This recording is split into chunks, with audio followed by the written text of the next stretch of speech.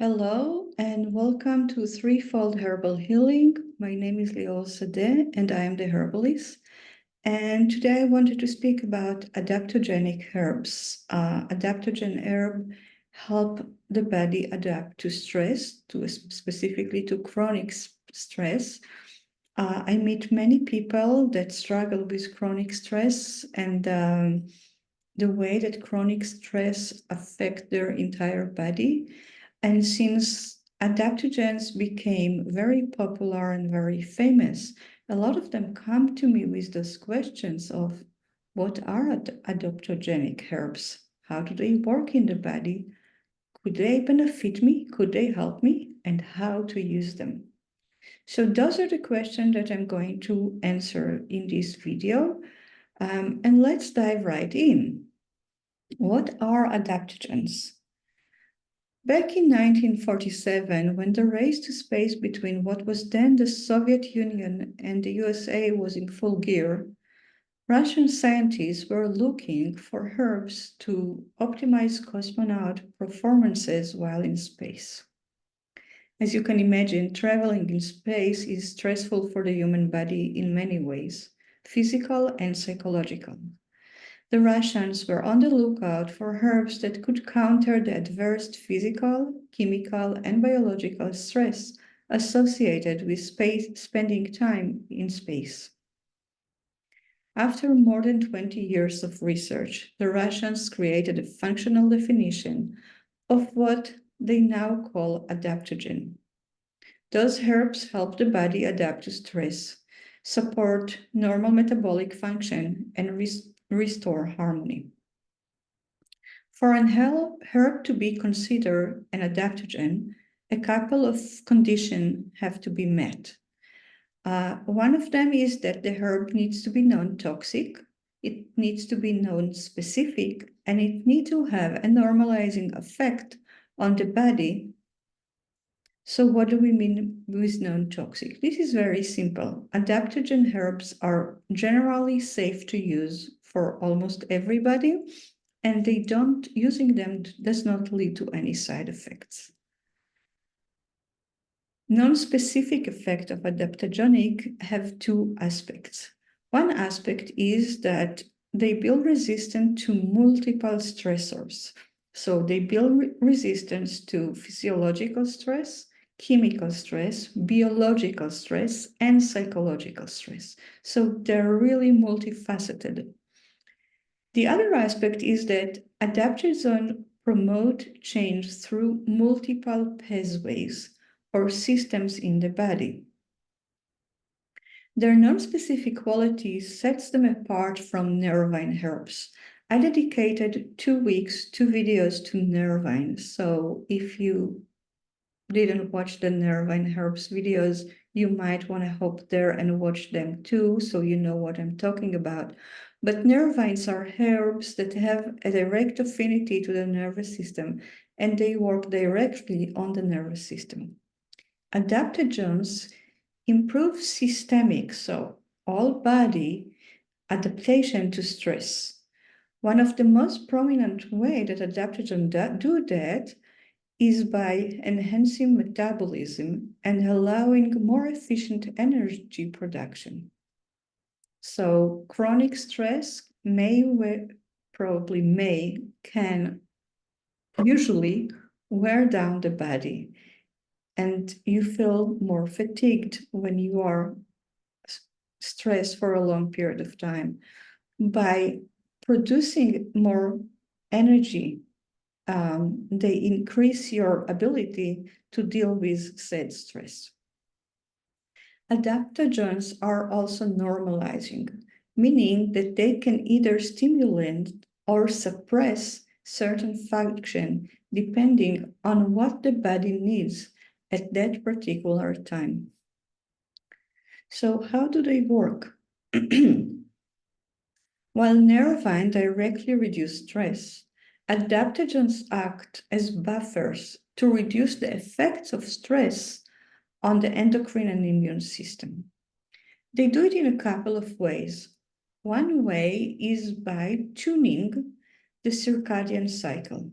The circadian cycle is the sleep and awake cycle located in the hypothalamus of the brain.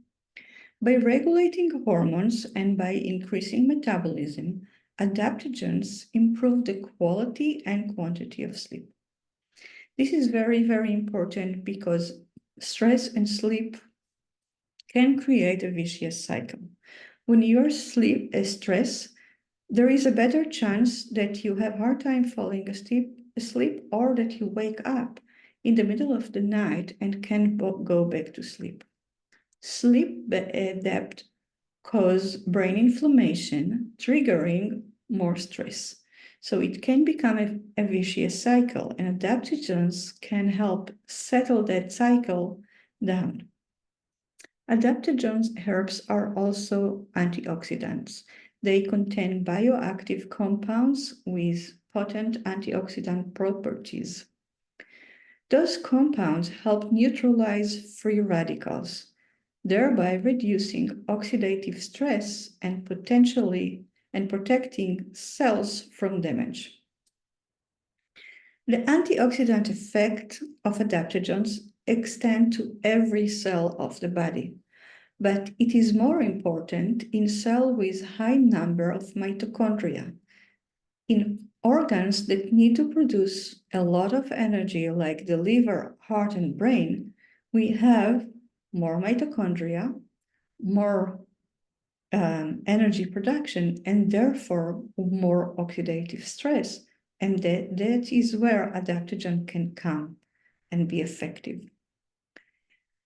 Another thing that adaptogen do is impact your mindset and mental well-being by helping the body manage stress more effectively and promoting balance and resilience. They do it by modulating the body's stress response, so regulating stress hormones like cortisol, and reducing anxiety and promoting more calm and balanced and centered mindset. Some adaptogens are known to improve cognitive function, including memory, focus, and mental clarity. Adaptogens can directly influence neurotransmitters involved in mood regulation, such as serotonin, dopamine, and adrenaline. When they modulate those neurotransmitters, they can elevate mood directly and reduce symptoms of depression and anxiety. Lastly, adaptogen can just help maintain positive, motivated, engaged mindset by supporting the body's energy levels and reducing fatigue. Because when you are fatigued, you turn to be depressed. There are two types of adaptogens. Many adaptogens are stimulating, meaning they increase metabolism, aka energy production in the body. If you have a long to-do list every day and your energy naturally crashes, then stimulant adaptogens sound very tempting because they can help you feel more energized, more vitalized. However, using stimulants when you are depleted without filling your energy reserve by eating a nutrient-dense diet, hydration, sleep, and movement can lead to total burnout and nervous breakdown. Calming or sedative adaptogens promote relaxation without causing drowsiness. They are beneficial for individuals experiencing anxiety, tension, or difficulty sleeping. So to sum that up, you have stimulant adaptogens and relaxing adaptogens. I want to give an example of one relaxing adaptogens because I tend to use the relaxing adaptogens. Stimulating adaptogens I mainly use for people with ADHD, but I tend to use calming adaptogens for almost everybody that comes to me with stress, and that is almost everybody. So one of the herbs that are used very frequently is ashwagandha. It is a calming adaptogen that is perfect for when your stress leads to insomnia, fatigue, anxiety, and brain fog. The root of ashwagandha is believed to give its user the strength and stamina of a stallion. It has been used in Ayurveda, the traditional Indian medicine, to stimulate the mind, enhance vitality and libido, and promote longevity. Ashwagandha has a direct effect on the endocrine system, specifically the thyroid and the adrenal glands. Small studies suggest that ashwagandha can increase the production of thyroid hormones, thus benefiting people that deal with hypothyroidism. Due to its anti-inflammatory and antioxidant properties, ashwagandha can help reduce oxidative stress and inflammation in the thyroid gland, potentially supporting overall thyroid health.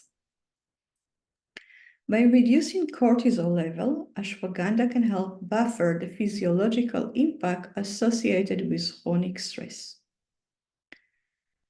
Ashwagandha has a modulating effect on the immune system. It enhances the activity of some immune cells and is used to sedate inflammation and autoimmune diseases. Rich in iron, ashwagandha can benefit people with iron-deficient anemia, especially if used alongside with molasses. About 50% of women between puberty and menopause live with untreated iron-deficient anemia as a result of their monthly period. Ashwagandha can be a great ally to women in fertility years. But there are some safety points to consider when using ashwagandha. As I said, ashwagandha increases thyroid hormone production. Therefore, people with hyperthyroidism that have excess thyroid production should avoid using ashwagandha. Ashwagandha is also not recommended during pregnancy and breastfeeding. So avoid ashwagandha when pregnant or breastfeeding. The way I love to use ashwagandha is in a drink with coconut milk, with a bag or two of chai masala tea, a teaspoon of honey, and a tablespoon of ashwagandha powder for a cup of milk. So I mix it all together, warm it up, and for me it was very helpful to get a good night's sleep before or during times of a lot of stress. Traditionally, ghee was added to the drink to improve the absorption of ashwagandha. Adaptogens can be your ally after healing from debilitating disease that weakens your body, or when healing from fatigue after a long stretch of stress. They should be used for 6 to 8 weeks alongside nutrient-dense diet, plenty of rest and sleep. Then it's suggested that you take a break of about 4 weeks, following by evaluation. Do you still need it? How do you feel? Can you handle life without it? They are not supposed to be instead of eating well, sleeping well, resting, living a well-balanced life. So they are for short-term intervention, 8 weeks, then take a break and evaluate again.